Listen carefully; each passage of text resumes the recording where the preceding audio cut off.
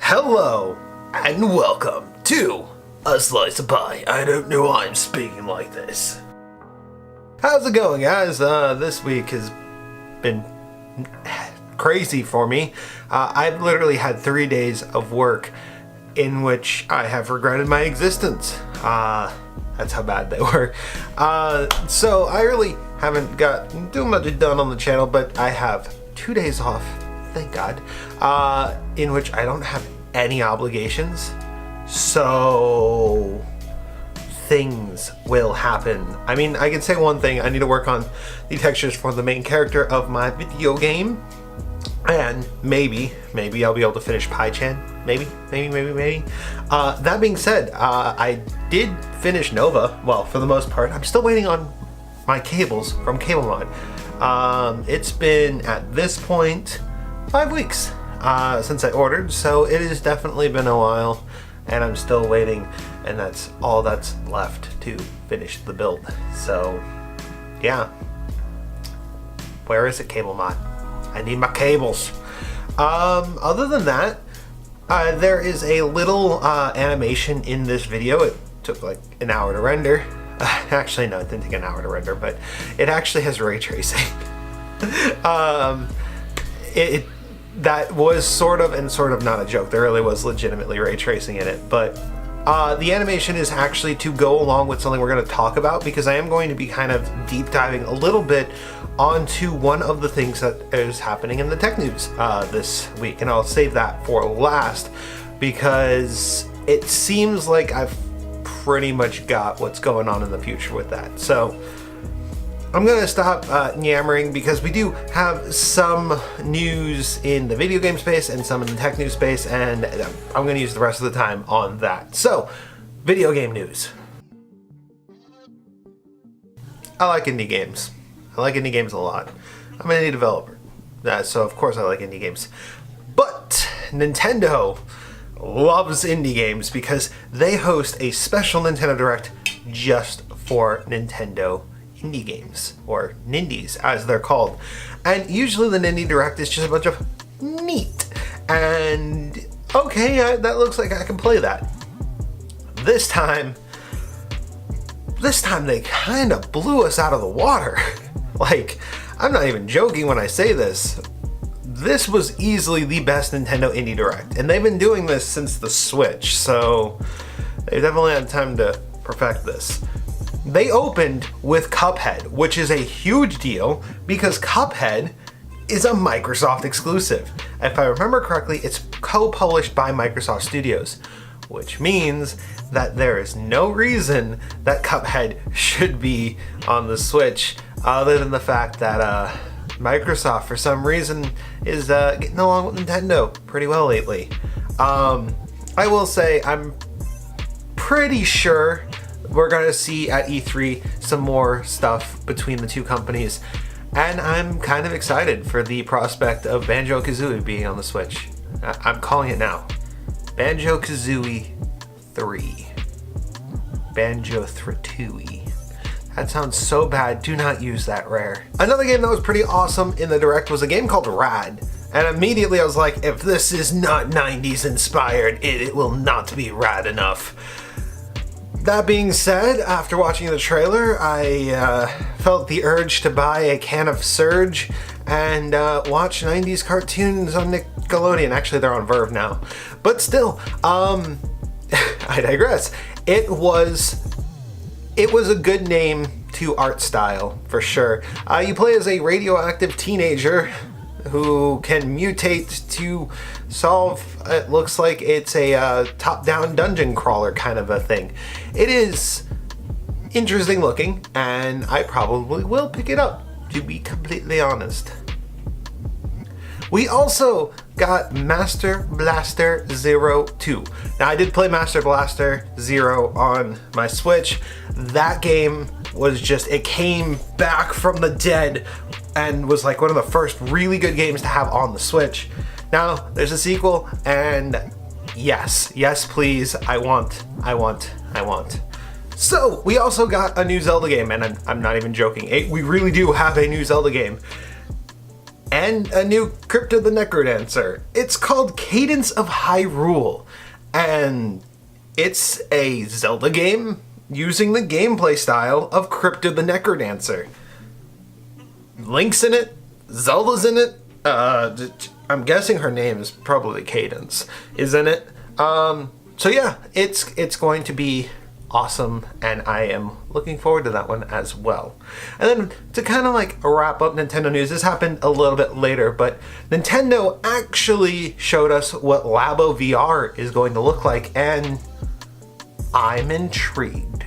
I originally was going to write this one off because I have the first Labo kit. It's fun. I haven't played with it too much because I don't have much room, but I'm gonna be in my own place, so I can have all the cardboard pianos I want.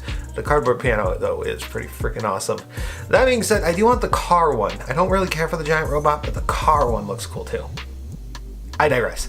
The VR one actually looks pretty interesting. It has like a full-blown VR goggle set, and then you slide your Switch in, and then they used an art style that looks like it will run at a pretty reasonable frame rate on the Switch.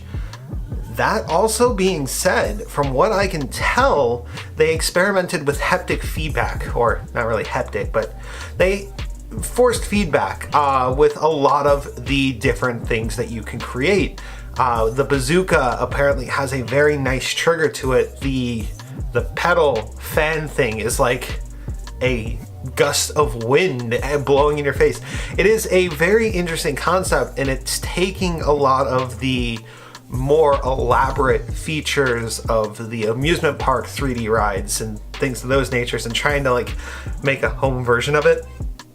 And that being said, these are going to be goofy, and the one part that I absolutely cannot wait for is the fact that you can program your own games, and they have like armatures and everything. Like, Nintendo has made like Unreal Light inside Labo, and that's the part that excites me, is the idea that I could make something in Labo, and I wonder if you can post it. No, I don't think you can. You can't post it on that one. Either way, it looks kind of cardboard. It looks kind of cool. It looks kind of fun, and I'm going to waste money on cardboard again because I wasted it the first time. So, yeah. Now the tech news.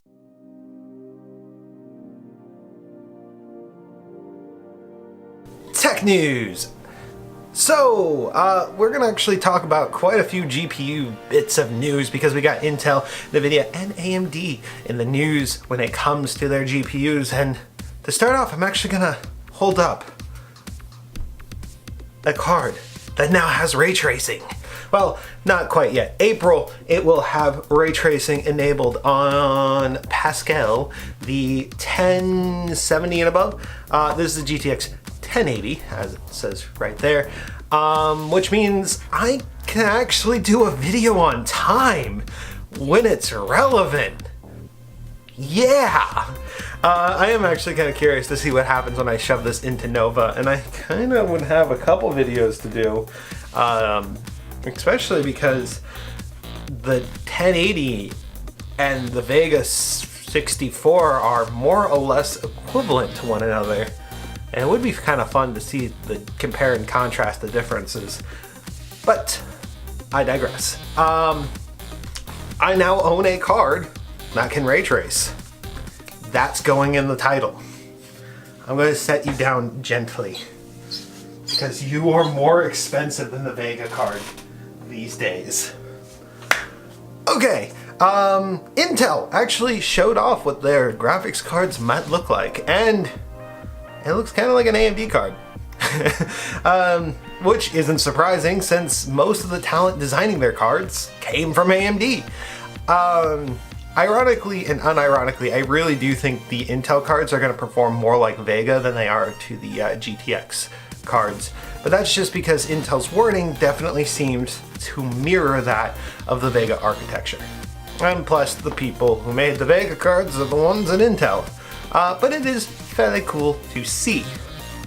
Now, finally, the last bit of graphics card news is Crytek, yes, the ones who made Crysis, they showed off ray tracing real-time ray tracing without Nvidia GPUs. In fact, when you watch the video, it ends with the mic drop that this entire thing was rendered on a Vega 56. Not even the 64, the 56 did it. That must mean that Crytek is actually using some pretty sophisticated stuff to actually make the ray tracing demos work. That being said, the video is pretty much gorgeous, and I kind of knew that with proper software optimization, the Vega cards were going to ray trace. So essentially, Crytek has effectively made ray tracing without DXR, and it's just awesome. It really is just awesome. That being said, once ray tracing does hit the Pascal cards, I'm going to go ahead and run them through 3D Mark, as terrible of an idea as that is. Alright, and then finally, this is where that graphic came in. While GDC was going on, there was a lot of talk about AI, and it's not really for the gamers like myself. But AMD was talking about the technology that they are starting to implement on their processors. One of those technologies is called 3D stacking. Now, Intel has already announced that they're going to be using 3D stacking in their new processors to try to keep their edge over Zen 2. Because Zen 2 supposedly is going to have an individual core performance very, very similar to the Intel processors. That would mean that the AMD processors at the same price will actually be better for the first time in a long time. That being said, that's still speculation. So AMD announced that they were going to start utilizing 3D stacking as well, but they used some examples, and one of the examples is actually placing HBM onto the CPU. This is interesting for a number of reasons.